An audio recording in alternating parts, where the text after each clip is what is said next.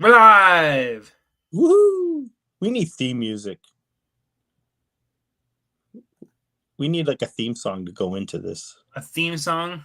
We need somebody to write us a theme song. Anybody got Joey Scarberry's phone number? Give him a call. No, there's got to be somebody else who does it. We'll just contact Kenny Loggins. He only does movies, I hear. He's only a movie soundtrack guy. Well, we're live now, and as we talk about theme songs, everybody's like, the people that made the mistake of tuning in are like, what are they talking about? What is this theme song stuff? We need one. I might have one. I'll send it to you later. Anyway. Well, for those who did show up tonight, welcome to episode 3. Evening. We should have a cake. I didn't think we'd even make it this far. For questionable choices. Well, we're making a questionable choice, apparently. Every week at this time, we make a questionable choice for showing up. There you go. Hope everybody had a good Mother's Day. Yes, happy Mother's Day to all the moms out there and the ones that are near and dear to our hearts. Yep, our mamo. And my wife-o, the mamo, she told me this whole show should have been about her tonight. Kelvin. And Dee and my daughter's mom also. I said all the moms because every time I start mentioning them by name, I get little hate messages. You didn't mention me. You didn't message me. You forgot me. Yeah, I know. All of a sudden, I become Hatchie Malachi. For those of you from the Northeast PA area, you know what I'm talking about. Or if you watch The Office, but that was not. They called it a different show. That was called Funnel Bundle. Michael, I just want to have friends. Anyway. So, tell me about your week before we get into it. My week? Well, in my job, my accounting job is really boring. There's not a lot. I mean, my job is not something people want to talk about. I enjoy it. It's something I like to do. I create spreadsheets and I get excited about that. It's boring. But at least I got through the week and it was fine. We had nothing and we went out for dinner Friday. And yesterday I went out and got fitted for a tuxedo. And we went out to another place to eat called Max and Irma's out in Erie, Pennsylvania. It's really good stuff. Max and Irma's is good. And they asked if we were celebrating Mother's Day. So we said, of course we are. And Dee got a free piece of turtle cheesecake. Yummy. So it was a typical week, for us. And the boring things. Your new job as a maitre d', right? As a maitre d'. That's your new job you're getting a tuxedo because you're gonna be a maitre d' now. No, we got some things going. This is a year. It's gonna be quite a year for us, as you know. Family's growing. Yep. How'd your week go this week? Well, did you hear? You may not have heard this at all. No. But there's a new pope. Oh, that's right. There's a new pope. Leo. And he's a White Sox fan. But have you ever heard the story about the pope? There's a pope who once got sick. And they came out and told all the people were at the Vatican. And the guy came out and said, the Pope is very sick. He needs a new heart. And all the people started yelling up, take my heart. I know this. My heart. Take my heart. They're yelling. They want to be the one to give the heart to the Pope. And the guy, I can't take all your hearts, but I'm going to drop it as a feather. Whoever the feather land on, we're gonna take your heart. They go, take my heart. They're yelling. So he drops the feather and it's floating down, and the people are going, take my heart. Thank you, Poppy. So let's hope that doesn't happen again. Thank you, Poppy. Actually, I give that to Mr. Gaynor Cawley, who was somebody from our childhood. That's right. It was Gaynor who told times at baseball, and to this day I think that's the funniest joke. The baseball banker, yeah, that's right. I forgot about that. That's where we heard it. But that's what we got there. Well, I'll say this: this is the first time in a while that a Hail Mary from Chicago actually worked in their favor. So they got that going for them, which is nice. Right now, I'm sure the odds on the White Sox winning the World Series have gone up as well. Oh, Jesus himself couldn't get that team to 500. Nothing. Oh, Your Excellency. Anyway. Oh, I got to get a quick plug in. Quick plug for our unofficial sponsor. Plug it. Coffee Wampo out of Minnesota. They make amazing coffees. I buy whole bean. I have a grinder. Well, D has a grinder. I've just learned how to use it. And let me tell you, fresh ground coffee is amazing, but they make a really, really good coffee. They brew it. They stamp on the bag when it was brewed, like when it was harvested and brewed. It's really good stuff. If you find Coffee Wampo, look them up. Give them a try. I think you'll be happy. So again, thank you, Coffee Wampo. I sent some to my daughter down in Willow Grove, and she also loved it. I had to get her a grinder too because she didn't have one, but that's okay. Now she does. And from our other sponsor, if you're looking to vacation this summer in the North Carolina Avon area, why don't you try renting from After Dune Delight? After Dune Delight, it's a great rental area right near the beach. You can do a lot of fun stuff. Beautiful little cabin house there. So if you're looking to go down south, or up north, or you're just there, After Dune Delight, you can find them on Instagram and Facebook. Very good. All right.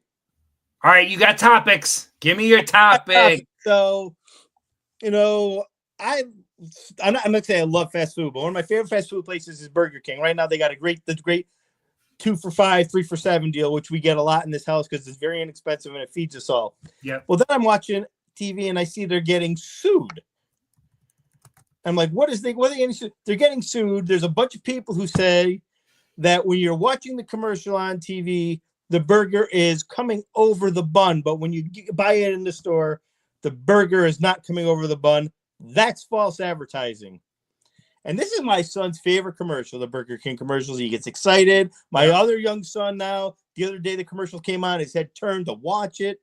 I'm like, how can you sue Burger King for this? Over the bun coming over it. And what's crazier is that a U.S. judge said that the lawsuit has merit and it's letting it go to the next level. And Judge based out of what state of the union, by the way? Oh, I missed that. I didn't write that part down. Florida. Big surprise. That's where all the great news happens, is Florida. Florida. But the whole lawsuit, it says there's 19 customers from 13 states who are part of this lawsuit. It is a 3-year-old lawsuit. Yeah. Suing over, like, hi, I don't have a lot of time on my hands. This burger is wrong. So it's crazier. And what they're claiming is that the burgers in the advertisements are 35% larger. Yeah, I saw that. Than what you get in the store. I don't know about you, but I think my Whopper is just fine. How do you know it's 35% bigger? Right, exactly. Who is doing all this science? Like, where does the percentage come from? The attorney's got to be calling somebody, like, can you do me a favor and measure it on the picture? Now, first of all, they're saying it's bigger when they're watching it on TV. If they're watching a big screen TV, of course it's bigger. What are they going to say next? That's not as big as this one I see on my TV at home. Come on, people. Like, did they call Gil Grissom to figure out how much bigger it is than the one they actually sell? They drew a chalk drawing around it just to make sure it was still. My other favorite one is it contains double the meat. If you get a double, of course it contains double the meat. Yeah.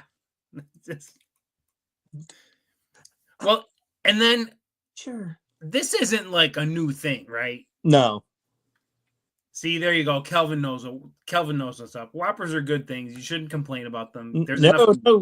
Double Whopper, everything but onions, bacon, and cheese. That's my go-to. Wow. How about that? Because there's a diner called Burt's. That's crazy. How does that diner stay in business that they didn't get sued? McDowell's. It's like McDowell's. Right? Because like, if you've ever seen The Founder about Roy Kroc, who basically he's the person who they say developed McDonald's, but it's not true. But he was a swift businessman, and he basically bought the rights to the name. So the people who developed it all, the two brothers who developed it all, they're the ones who developed it. But I need to see The Founder, by the way. I haven't seen that. Great movie. This isn't, so this lawsuit isn't like something new for fast food restaurants. No. They get sued constantly. The coffee's too hot people are my favorite. I spilled coffee in my lap while I was driving, and how about I want to sue McDonald's. The chips do not fill up the entire bag. That was a lawsuit.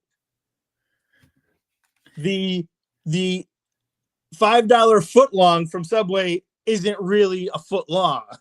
I remember that. They measured the length of the bun. Yes. But all of the ones lately are all talking about they look bigger on TV.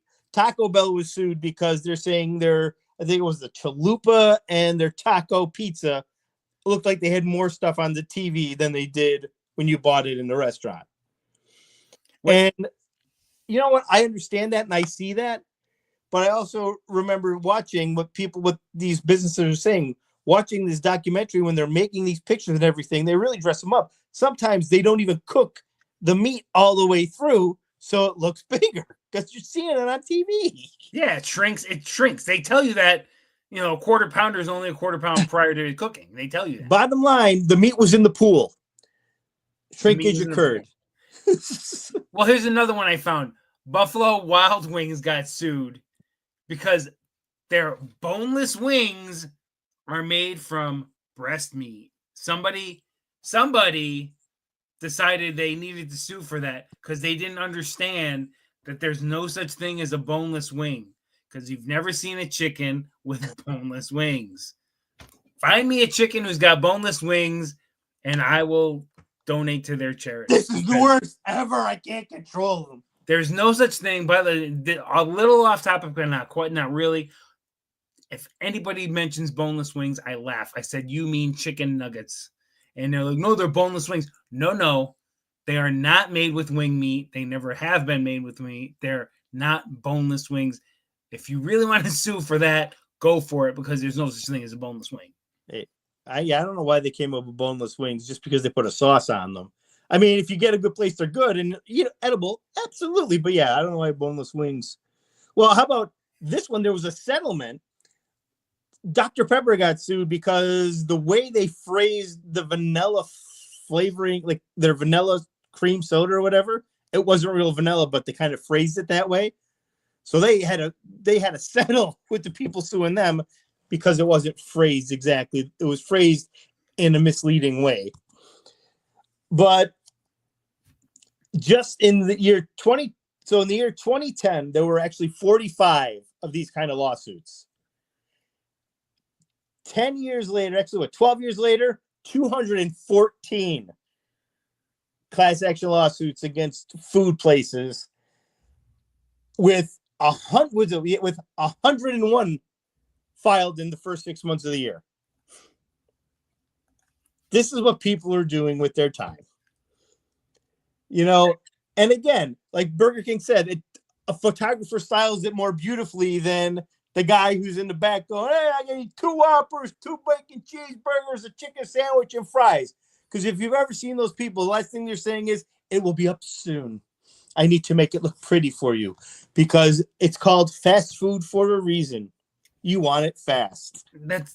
And lately you don't get it fast, but you got to be patient. But nobody's in the back of these places making your food look pretty. They're making, as long as it's edible, I'm in. They tell you that all the time. They tell you, they've been told, it's been mentioned numerous times that there are people they hire to make the food look pretty for commercials. It's not even real food, most of it.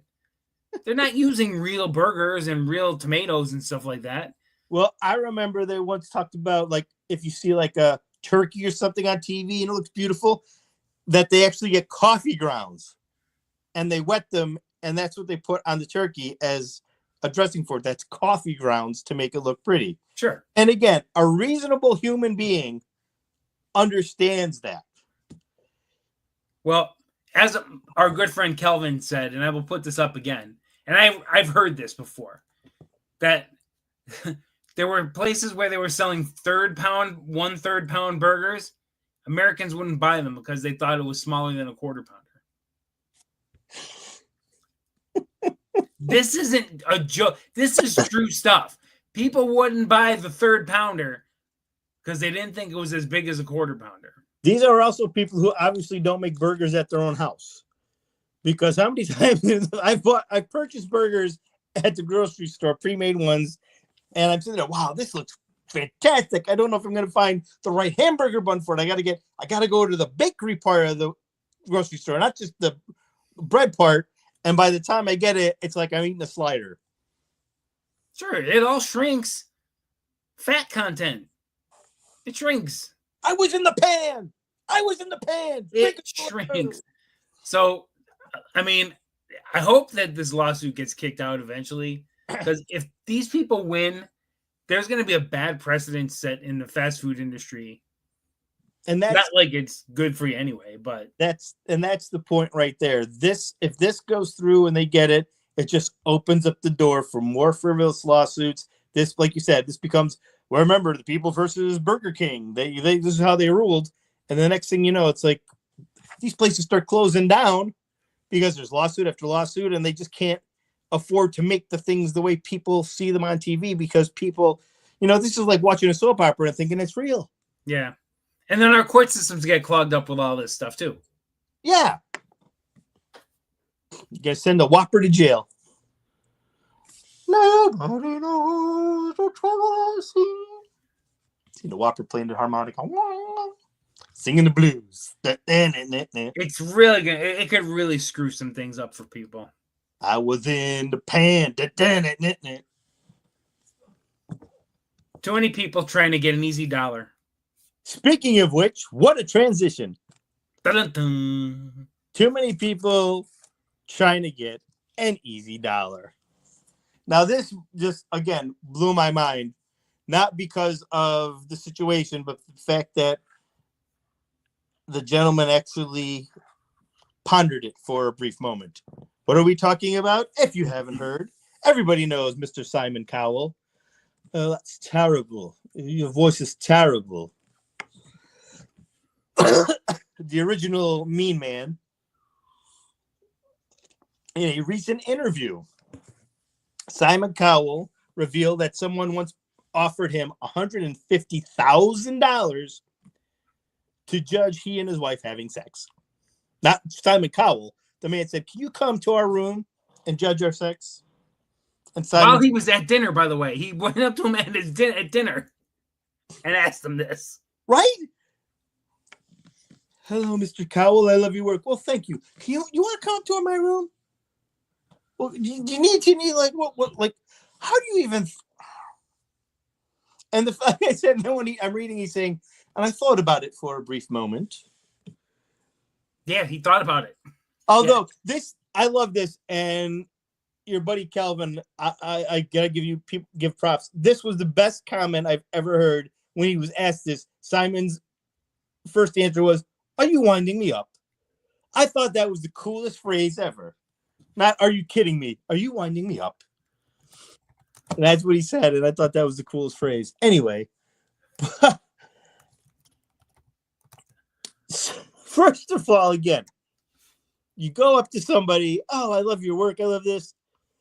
Where does it even come into your mind to say, "You want to come up and judge us having sex?" First of all, what if he gets up there and says, I thought the intercourse was okay, but the foreplay, it just lacked something." Would he have an X button up there? Would he be able to hit it if he didn't like what he was seeing? He's got the golden button. That was just fabulous. You can go on to the next round with a girlfriend or something. What if Randy Jackson came up? "I'm sorry, it's a no from me, dog." Yo, dog, man. Yo, I'm dog, sorry, dog, it's a no from dog me. wasn't performing, dog. I don't know, dog. Would Paula Abdul give them the clap if they were good? Hopefully he wasn't giving his girlfriend the clap. There you go. Boo. But Simon said a lot of people have asked him to be mean to them. Yeah, that was another thing. "Can you be rude to me?" "Sure, get the hell out of my face." Flip them off. I don't know. Like, how would you do that? And it's funny, as I'm reading this story, I got a video of Tom Hanks like losing his mind on people because they knocked over his wife, and he started cursing. What the F are you doing? You're gonna knock over my effing wife. And there's people telling Simon Cowell, can you just be purposely rude to me? Be rude to me. Just well, let's see, you're fat, really. I didn't know why this woman's with you. Is that good enough? Would you like me to use more rudeness towards you? Think about it. Phil, if someone asked Phil Keoghan to do that and he just said, I'm sorry, you have been eliminated.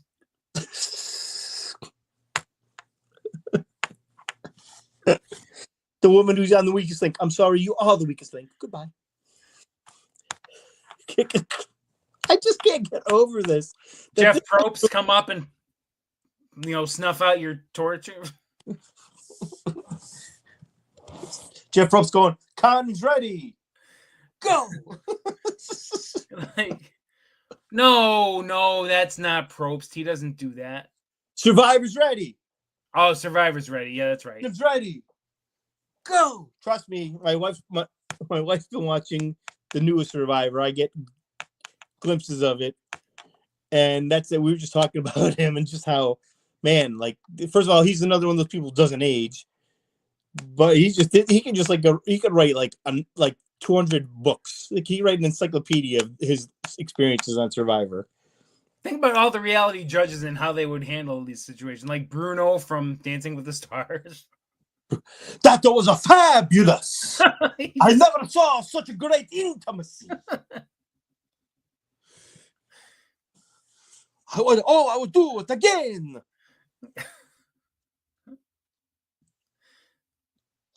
I got to keep it down. The babies are about to go to bed and they're all around here. Yeah, you don't want to wake the babies up. No, it was just weird to see that $150,000 to come and watch and judge, not just watch, judge. And what purpose would that serve? Exactly. But next thing you know, he'll be suing Simon. You broke up my marriage because we paid you $150 to judge, and you said I wasn't effective enough. Do you get to come back the next week? Do you get to come back the next week? I don't know. If you get eliminated, does she get a new partner? This is like, these are the things you wonder. Do you wonder? Do you need Ryan Seacrest to introduce you? Out.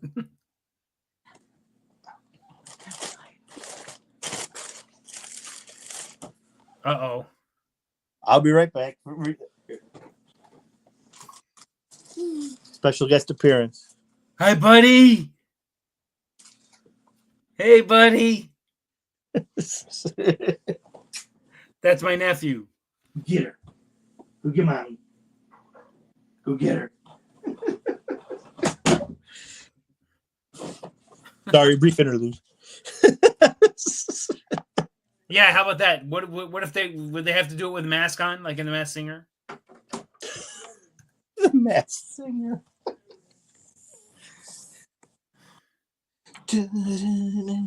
A special celebrity steps in for the husband, and you got to figure out who it is. Yay! I don't know. He kind of moved like Harrison Ford, but also he could have been, Jared Leto, because Jared Leto does everything. I mean, there's so much wrong with that, and of course we're playing off of it. Like, dude, you know what? Who your best judge is? Well, Alfonso Rivera. Welcome to America's Funniest Home Videos.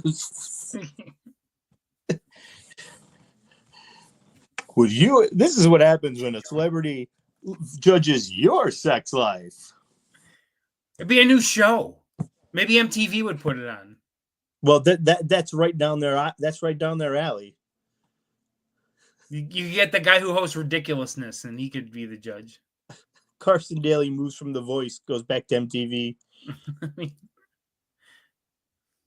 Judge Sex Live. Oh my gosh.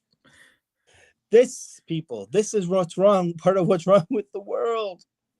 This is why we call the show questionable. These are very questionable choices that people are making.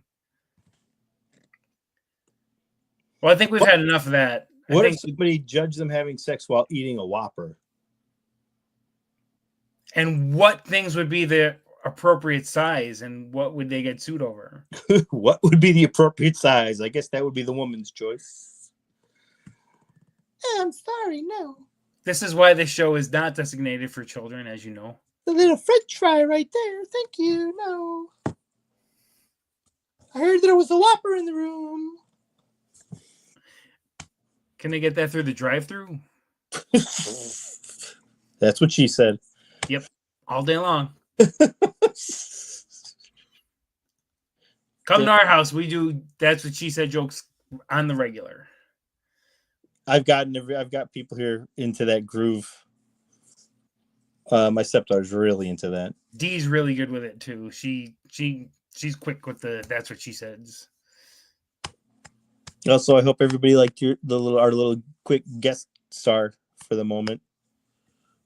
He looked pretty happy. He was glad to see. Hey, it's Uncle John. That's because he likes. Well, he loves the camera now. You can turn a video on and he'll just. So basically, if this show doesn't work out, we'll just post videos of him. Kids and dogs always work. All right, we should do our question. All right. Who go? So I go first this week because you went last week, right? It doesn't matter. I'll go. So what living celebrity, and not somebody you've met already, would you feel comfortable approaching in a restaurant? I don't want to approach them in a restaurant, though. But that's the thing. Because now remember, our dad did this.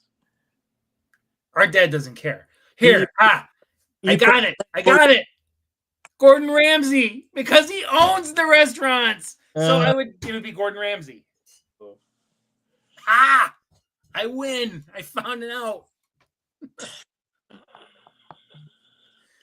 But that just goes all day. That just goes back to who are polite celebrities who you think wouldn't mind. But when I heard the best line, so our dad, and I can't even find it, he'll kill me because I don't know where it is.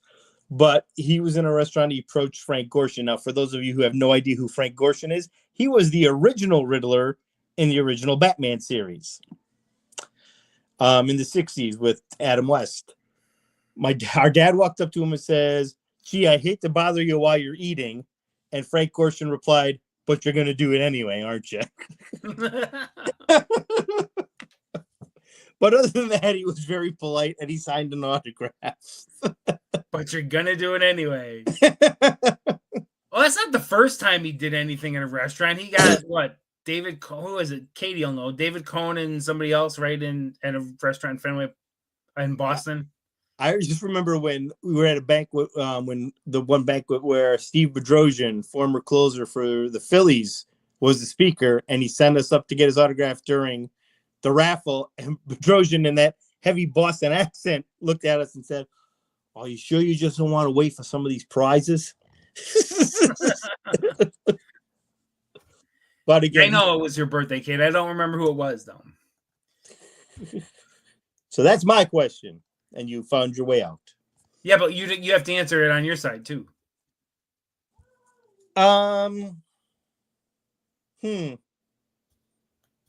Who? Yeah, I didn't see it. I didn't even think of this one. I just thought, hey, this would work great with. No, you always have to have an answer for your own question. I know.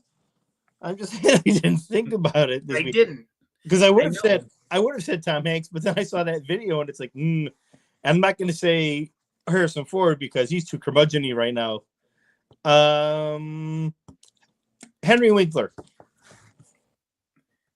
He would probably be very nice. Yes, he would. I think he would be. I see interviews with him and everything, and he's a little older now. And when he's really embraced the Fonz and everything like that, and he's one of my favorites. And I wish one of these times he would respond to me on Twitter or X or whatever you call it now, but he never does.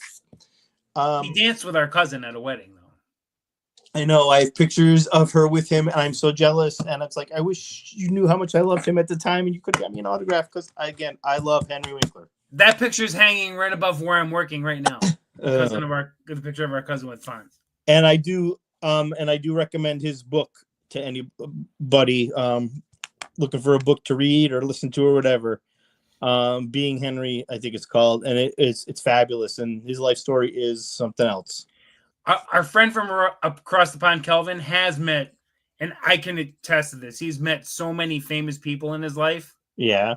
And he's shown me pictures, and it's amazing. And he's right there. He met, Henry Winkler's a nice person.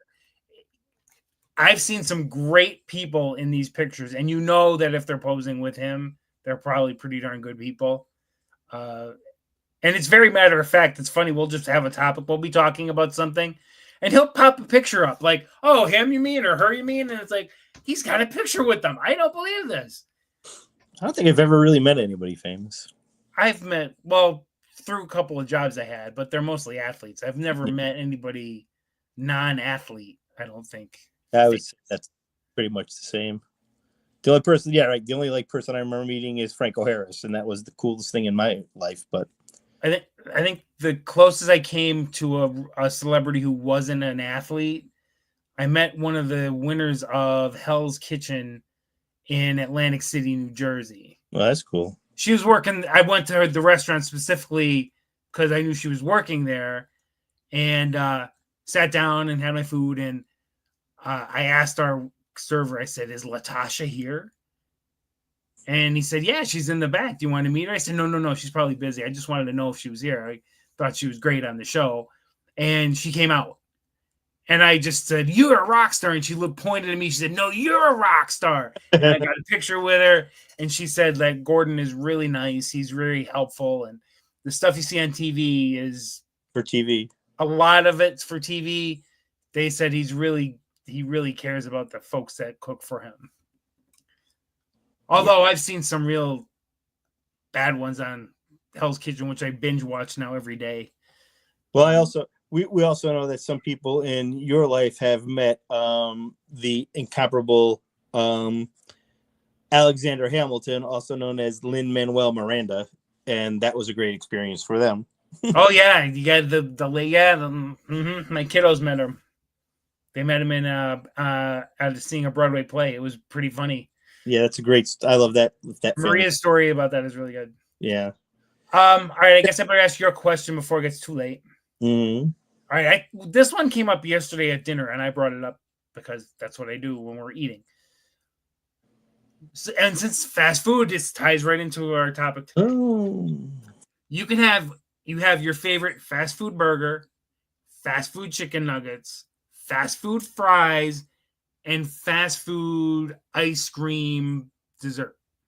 Now, the rule is you can't start the next item until 30 minutes after you finish the first one you eat.